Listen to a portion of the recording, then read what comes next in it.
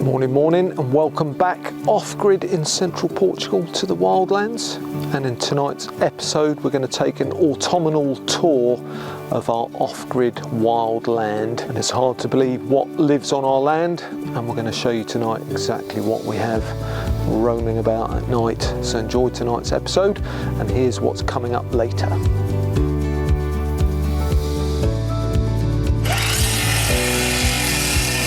Thought today that we'd take you on a little tour and also update you and get you up to speed on where we are with water and droughts and floods and biblical rains. So bizarrely, after the driest winter on record, this year is probably going to end up being the wettest winter on record. It has been raining. Always amazes me that we have such big and beautiful creatures such as these living on the wildlands, roaming around generally at night while we're sat under the shade house in the dark with the log burner on. We hear them grunting and snuffling around us, which is kind of cool and equally disconcerting at the same time, isn't it? And the caterpillars are blind, which is why they procession, if that's the right way of saying it. So they follow each other, so they get confused sometimes. So when they're on a plant pot at the top of the land, they just went round in a circle over and over and over.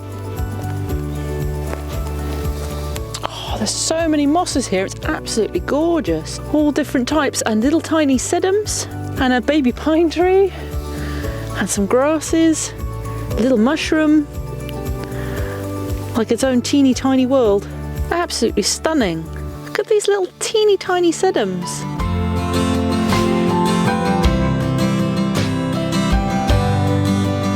In July 2021, with the increase in travel restrictions caused by Brexit and the pandemic, we decided to buy off-grid land in Portugal to live a more sustainable lifestyle. Follow along with our journey as we turn our beautiful but derelict land into our very own slice of off-grid heaven. Wildlands.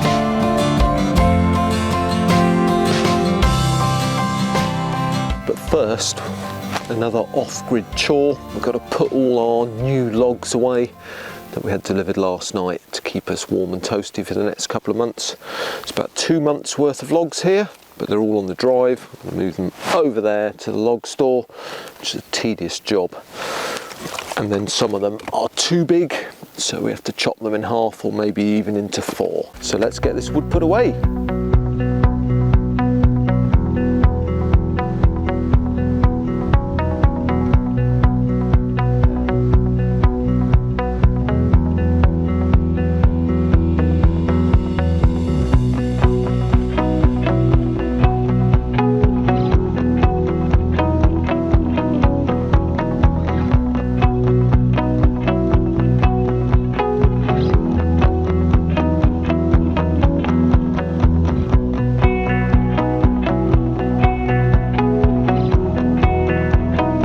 So that's about half the wood that arrived yesterday in the wood store. I've got to be quite careful because at that end on the tarp, dropping out of this tree, we have processionary caterpillars which are all around this area, which is a bit of a pain. But anyway, half the wood's away, other half's on the drive, which we're going to cover in a tarp because Missy and I are back to sore now. So the next off-grid chore is we've got to get some wood chopped for later.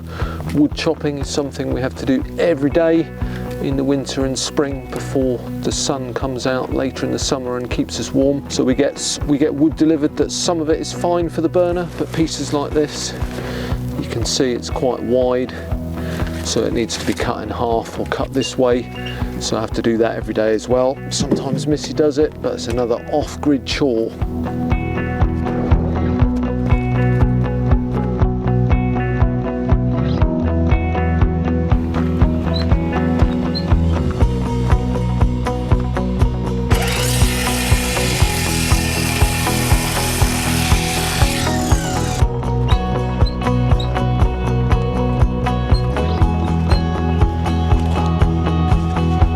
Go one. Got you some wood to keep you dry and warm. Job done.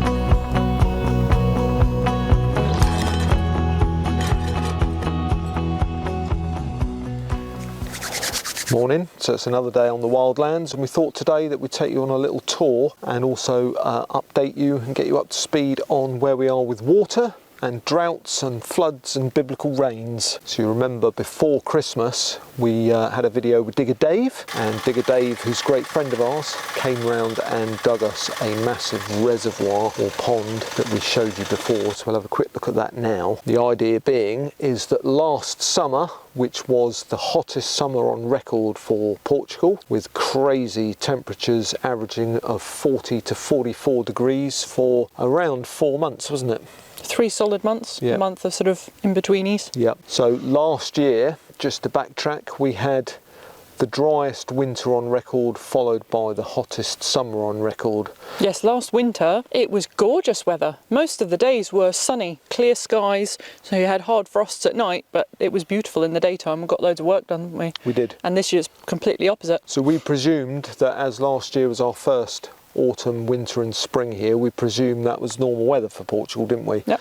So we had 2 or 3 what would be called rain events, so biblical rain. I mean rain like I've never seen before, but only 2 or 3 times over the course of the entire winter and autumn and into spring. Yep. And then, as Missy said, the rest of the time the weather in the day was quite pleasant, often sunny, not really hot but lovely. So we were doing loads of work, building stuff, thought that's what the weather here is like. And then because of that we ran out of water in July, so the well started to dry up. We cleaned the well out because initially we presumed maybe the problem was with the well being very muddy at the bottom. So I'll show you some of the footage here of the well as we cleaned it out.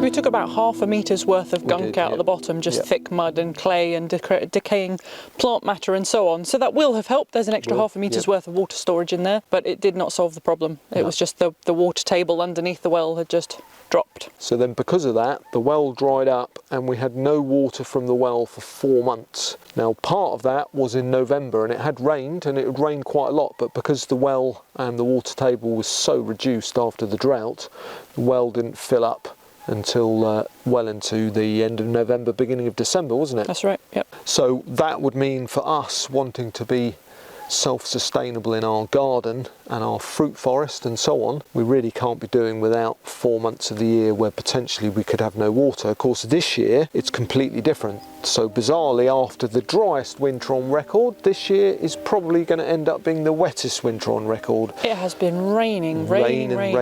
So now, we've had November, December and so far most of January as it stands has rained on and off every few days, isn't it? Sometimes rain for weeks on end, and we had 1 week where we had more rain in that week than the whole of last year. Yeah. To give you an idea of how wet it was or how dry it was last year. What we're hoping, and a lot of our activities here about learning and a bit of hope as well, is that because of all the rain, what I failed to mention is that last year the well drying up was the first time in 100 years, according to local farmers, that any of the wells here had dried up. So that shows you again how severe the drought was. So we're hoping that was a one-off. So that would then mean that this year our well would stay wet either for the whole of the summer or the majority, and we have 14,000 litres now of IBCs, so if we had a couple of weeks with no water in the well we could get through that no problem. Yeah. But it's that 4-month chunk that we just endured, so that's why we've got our pond, to try and make sure that in the future we don't have to go through that again and put our plants through that in future years when our fruit forest is more established. Yep, so our pond is not going to be a wildlife pond, it's just a big hole. It's going to have a liner in it,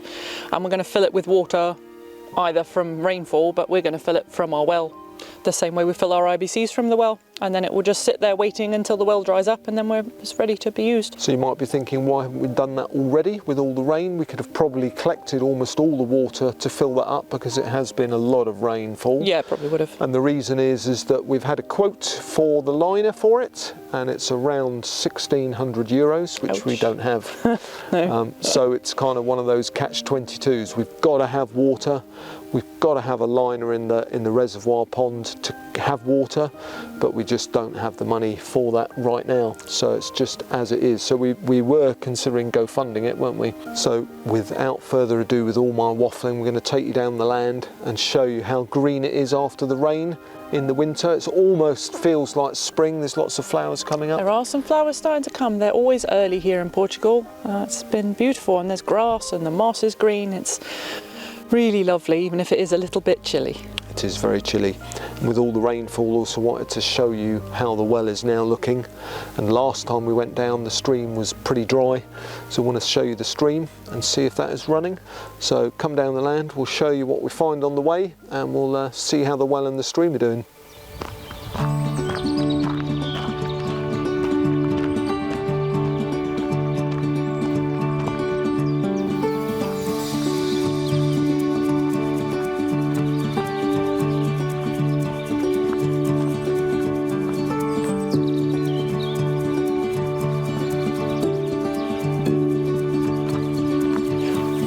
Just had to pause to show you what the boars have been up to in the middle of our olive grove. I'm not sure what they've been looking for, but they've dug up huge patches all along the edges of the pathways.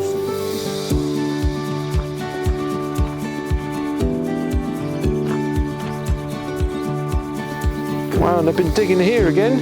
They're busy boars. And with all of this, they don't come up the hill and go in our garden.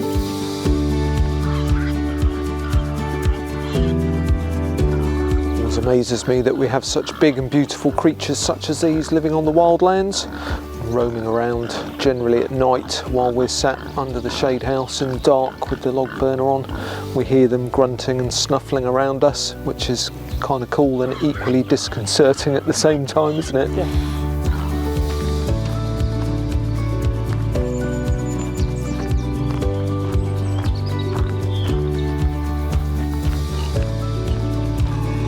And then halfway down the land, we arrive at the beautiful ruin. I think even ruin is a compliment, isn't it?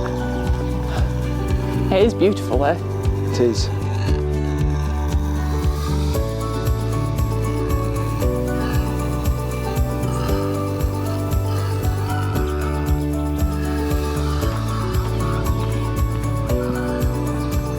And this is why we call it the Wildlands.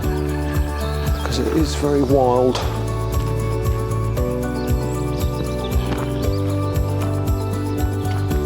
But beautiful, and the nature and the wildlife love it here.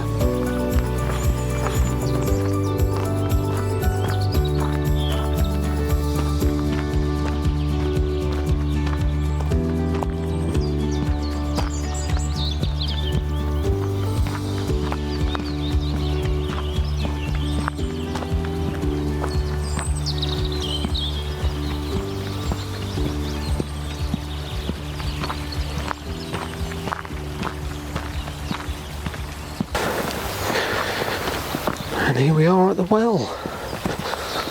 Wow, look how full it is. Oh, that's gorgeous. Look at those stunning weeds. I mean, I know we shouldn't have plants in our well, but aren't they gorgeous? And the ones that have grown up from the bottom. So beautiful. That weren't even there before. I know. Like magic, isn't it? I want to jump in and swim in it.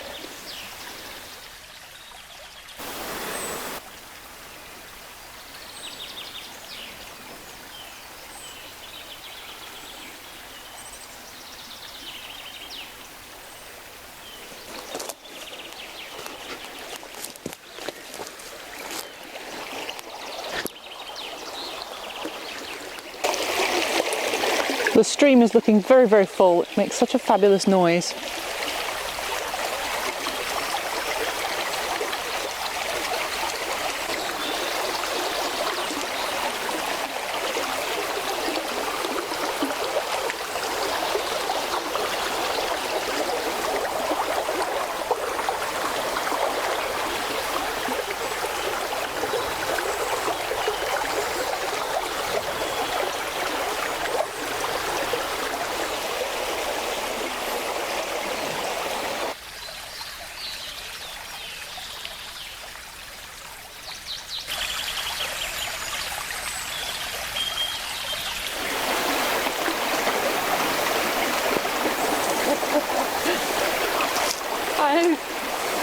I was just investigating next door.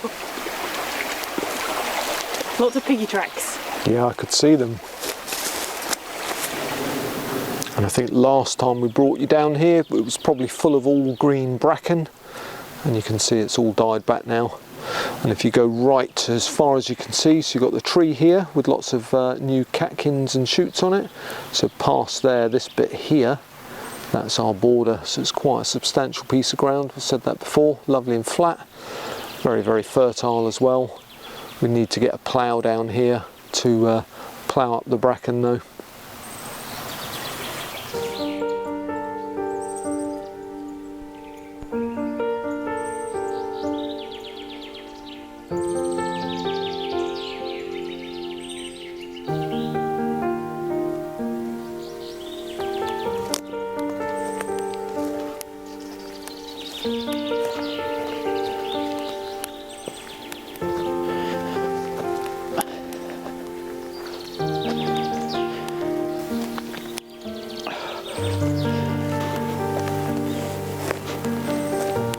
There's so many mosses here, it's absolutely gorgeous. All different types and little tiny sedums and a baby pine tree and some grasses, a little mushroom, like its own teeny tiny world.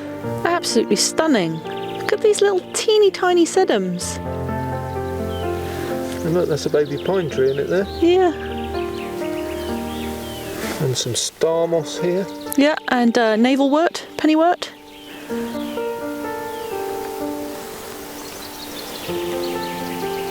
And that's our view.